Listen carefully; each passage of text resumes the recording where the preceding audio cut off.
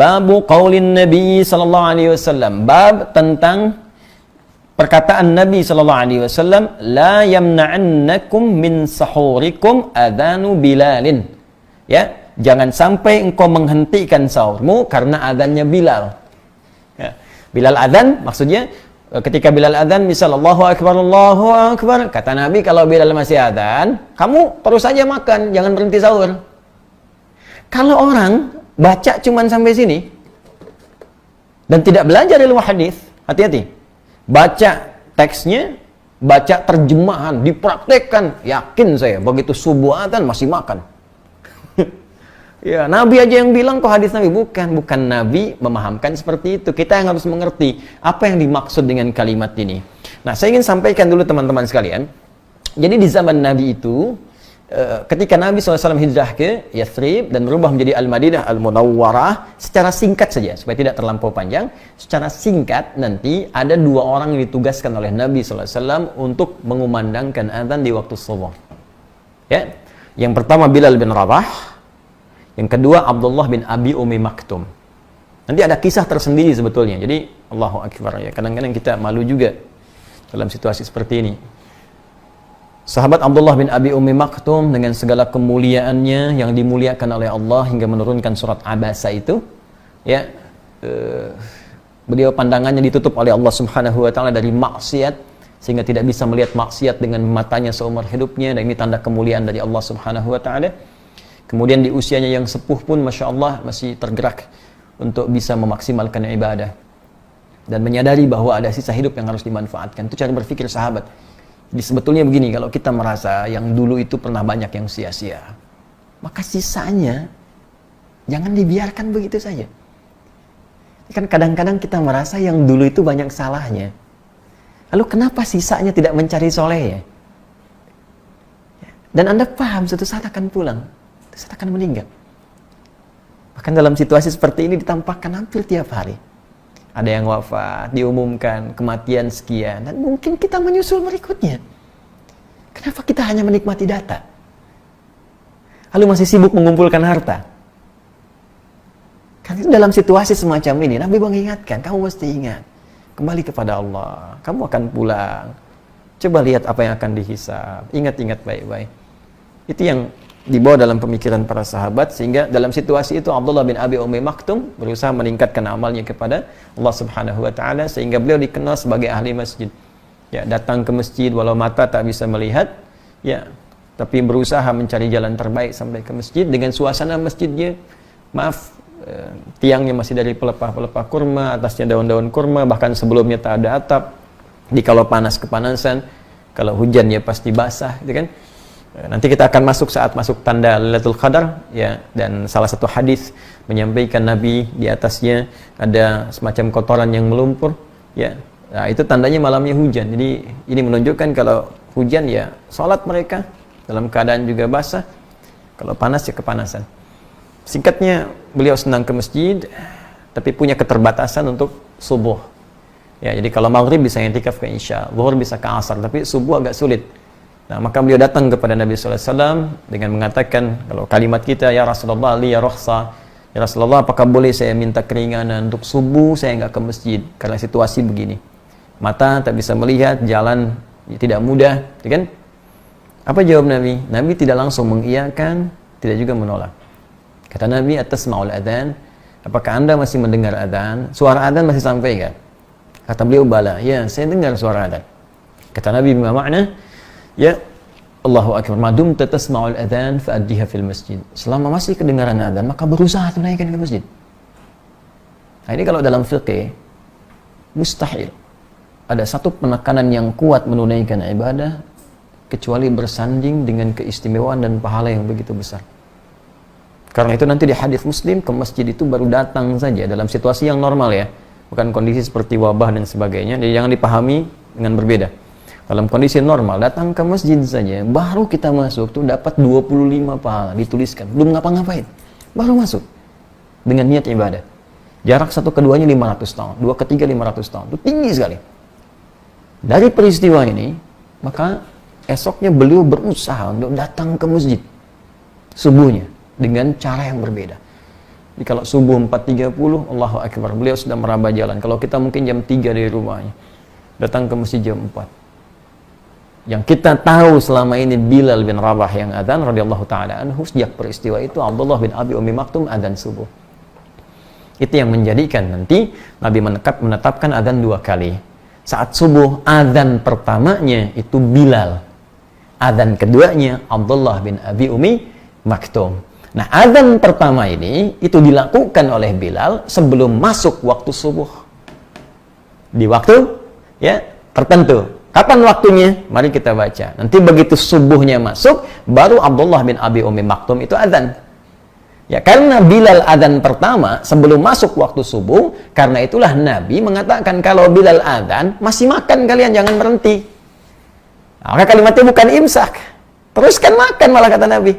Ya, ini kalimatnya jelas tuh. La yamna'annakum, ya min sahurikum adzanu Bilal. Ya, ayo teruskan, jangan kalian berhenti karena adzannya Bilal, karena adzan Bilal itu belum masuk subuh. Ya, ini barangkali yang agak keliru dipahami sementara orang, sebagian dibaca hadisnya mengatakan saat adzan masih boleh makan. Nah, ini yang dibaca baru sebagian hadisnya. Jelas ya? Baru sebagian, nanti ada beberapa hadis yang terpisah versinya, itu yang dimaksud adzannya Bilal. Ketika masuk adzannya Abdullah bin Abi Ummi Maktum, maka berhentilah Anda dari makan dan minum, karena waktunya tiba untuk memulai puasa. Antara jeda itu, apa yang terjadi? Yuk kita baca hadisnya. Haddatsana Ubaid bin Ismail an Abi Usamah an Ubaidillah an Nafi' an Ibnu Umar wal Qasim bin Muhammad an Aisyah ummul mukminin radhiyallahu taala anha anna Bilalan kana yu'adzinu bilailin. Hadisnya tersambung pada ibunda kita semua, Sayyidah Aisyah ummul mukminin, semoga Allah memuliakan beliau, memuliakan segala keutamaannya, menyayangi beliau dan senantiasa pasti disayangi dengan Nabi sallallahu alaihi wasallam beserta seluruh istri-istri beliau tercinta, ibunda kita semua. Baik. Beliau menyampaikan bahwa Bilal ya, itu biasa saat Ramadan itu beliau menunaikan adzannya di waktu masih malam. Lailin, kalimat lain itu lail itu belum masuk fajar. Di fajar belum masuk, Bilal yang biasa adzan. Ya, faqala Rasulullah sallallahu alaihi wasallam, maka Rasulullah sallallahu alaihi wasallam bersabda, "Kulu washrabu hatta yu'adzina Ibnu Ummi Maktum, fa innahu la yu'adzinu hatta yatlu'al fajr." Fa innahu la yu'adzinu hatta yatlu'al fajr. Ya. Baik. Qala al-Qasim wa lam yakun baina adhanihima illa an yarqa dha wa yanzila dha. Allahu akbar. Tuh, maka kata Sayyidah Aisyah, Bilal biasanya yang adzan sebelum subuh. Waktunya masih belum masuk fajar. Maka kata Nabi, kulu washrabu, kalian teruskan makan dan minum. Ayo, makan minum. Hatta yu'adzina ya, Ibnu Ummi Maktum. Sehingga nanti sampai tiba adzannya sahabat Abdullah bin Abi Ummi Maktum. Ya, fa innahu la yu'adzinu hatta yatlu'al fajru. Karena tugasnya Abdullah bin Abi Ummi Maktum ini tidak adzan kecuali saat masuk waktu subuh. Ya, paham sampai sini? Nah, sekarang pertanyaan keduanya, berapa jaraknya dari Bilal adzan sampai ke Abdullah bin Abi Ummi Maktum adzan, dan apa yang dikerjakan di sela-sela ini? Ini yang menjadi sunnah kita untuk bisa kita ikuti. Ya, baik. Jadi kesimpulan pertama sebelum kita teruskan, ya, jadi dari adzan Bilal itu adzannya peringatan. Jadi bukan adzan subuh. Nah, ini nanti diabadikan sampai sekarang di Madinah. Sampai sekarang itu adzan subuh di Madinah 2 kali. Ya, jadi ada adzan pertama, adzan kedua. Adzan pertamanya peringatan bahwa subuh akan tiba. Jadi kalau Anda baru pertama umrah, nyampe ke Madinah atau haji, ya pertama ke Madinah dulu, dengar adzan pertama, jangan langsung sholat subuh. Jangan terlampau soleh, bisa salah nanti. Ya, baik. Jadi itu bukan adzan subuh, itu adzan pertama peringatan untuk menunjukkan sebentar lagi subuh tiba. Cepat bangun, cepat siap-siap. Masjid Nabi beda dengan masjid biasa. Ada 10.000 keutamaan di situ. Sekali sholat 10.000. Ya kan? Masjidil Haram 100.000, Masjidil Aqsa 1.000. Jelas? Nah, sekarang jadi kita pahami dulu adzan pertama peringatan. Jadi kalau kita ingin ingatkan boleh, kalau ingin ikut sunnah Nabi bisa. Adzan misalnya Allahu Akbar, tapi sampaikan dulu pada masyarakat. Jangan ujug-ujug adzan sunnah Nabi baru Anda yang belajar, masyarakat belum tahu. Begitu jam 4 sudah adzan di komplek. Allahu Akbar. Di demo Anda ke masjid sama ibu-ibu. Woi, belum. Gitu kan? Nah, jadi mohon maaf, pelajari dulu, sampaikan ke masyarakat. Jadi wasilah itu bisa berbeda. Ya bisa misalnya adzan, kalau tahu itu bisa dengan menginfokan, Bapak Ibu sahur, sahur, sahur. Sunnah. Sunnah. Sebentar lagi akan tiba waktu subuh, 15 menit lagi, ya kan? 20 menit lagi, sunnah. Diingatkan boleh. Boleh jadi ada yang tak sadar. Jelas ya? Ah, tapi jangan salah juga, imsak, imsak. Belum. Kalau belum tiba subuh. Nah, antara yang pertama tadi dengan adzan subuh, apa yang dikerjakan? Bab qadri kam baina as-sahuri wa salatil fajri. Ya, bab pembahasan tentang berapa ukuran antara sahur tadi yang adzannya Bilal ke adzan subuh. Ya. Haddatsana Muslim ibnu Ibrahim, haddatsana Hisham, haddatsana Qatadah an Anas an Zaid bin Thabit radhiyallahu taala anhu qala. Hadisnya dari sahabat mulia yang pernah diadopsi oleh Nabi sallallahu alaihi wasallam, ya, dan sangat mencintai Nabi, Nabi pun mencintai beliau, pernah jadi tameng Nabi ketika dilempari saat ke Taif, dan sungguh mulia beliau, ya, sahabat Zaid bin Thabit radhiyallahu taala anhu. Qala, beliau menyampaikan informasi kepada kita, tasahharna ma'an Nabi sallallahu alaihi wasallam. Kami sahur bersama Nabi sallallahu alaihi wasallam. Ini langsung haditsul fi'li. Hadisnya berupa perbuatan. Kalau sudah perbuatan ini sudah selesai. Ya, artinya apa? Artinya ya, ini jadi referensi yang sangat kuat. Ya, jadi sahabat yang langsung mengalami bersama Nabi, silsilah sanadnya sampai juga kepada Al-Imam Al-Bukhari dan kualifikasi ketat hadisnya sahih. Tsumma qama ila sholati qultu. Ya, kemudian sampai kami salat. Sampai kami salat. Jadi dari sahur bersama Nabi terus ya sampai waktu ke subuh, sampai mau salat. Kemudian beliau bertanya, "Kam kana bainal adzan ya was sahur?" Kemudian aku bertanya kepada Zaid bin Thabit. Jadi Anasnya bertanya kepada Zaid bin Thabit, "Kam kana bainal adzani was sahur?" Menurut pengalaman engkau saat engkau sahur bersama Nabi sampai ke adzan itu jaraknya berapa lama? Ya, kata Zaid bin Thabit, qala qadra 50 ayatan, sekitar bacaan 50 ayat Al-Qur'an dibaca dengan tartil. 50 ayat, teman-teman sekalian.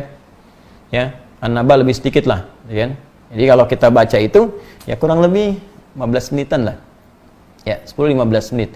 Jadi kalau kita mau ambil kesimpulan ke sini, 15 menit sebelum waktu subuh tiba, kita bisa sampaikan ke masyarakat, sebentar lagi subuh tiba, waktu sahur berakhir, Bapak Ibu sekalian, harap segera menyempurnakan sahurnya, isi dengan istighfar dan persiapkan subuh menjelang tiba. Atau kalau mau pakai lebih sunnah lagi, baca Al-Quran, dibaca sampai subuh tiba. Makanya di Allahu Akbar, senang sekali di kampung-kampung daerah-daerah itu banyak sunnah Nabi dipraktekkan. Jadi tidak banyak teori, tidak banyak cakap, tapi sunnah dipraktekkan. Karena ulama kita dulu itu sebelum mengajar sudah punya sanad di hadisnya. Ya, mereka itu menyampaikan nggak kompleks kepada masyarakat, simpel aja. Jadi perintahnya itu lebih berupa perilaku. Ayo sebelum adzan ngaji dulu, ngaji, ya kan?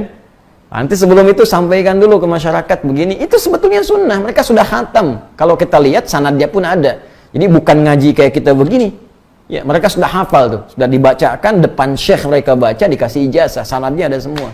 Tapi untuk memudahkan ke masyarakat yang awam itu jangan diberikan banyak teori. Diberikan yang paling mudah. Diberi teori, pusing mereka. Ya. Nah, jadi ini gambarannya. Jadi pertama, kita sudah mendapatkan informasi bahwa untuk puasa Ramadan itu tidak boleh sembarangan.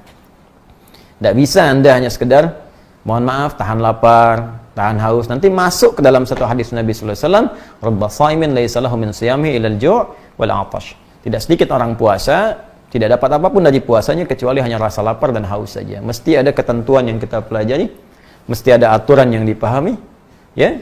Kemudian yang kedua, dalam penunaian ini mesti jelas mengetahui waktunya dari mulai subuh sampai dengan ke maghrib kita puasa.